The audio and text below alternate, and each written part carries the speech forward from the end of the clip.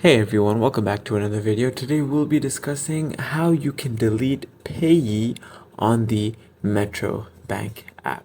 Let's get started. So what you need to do first is open the Metro Bank app and log in. Once you've done that, simply navigate to the payments or transfers section. This may be under a pay and transfers or a similar tab as per Metro Bank. Once you've done that, locate the payee you want to delete. This might be within a list of saved payees or beneficiaries. Once you've done that, select the option to delete the payee. This might be an icon like a trash can or a delete option next to the payee's name. And once you've clicked on that, go ahead and confirm the deletion.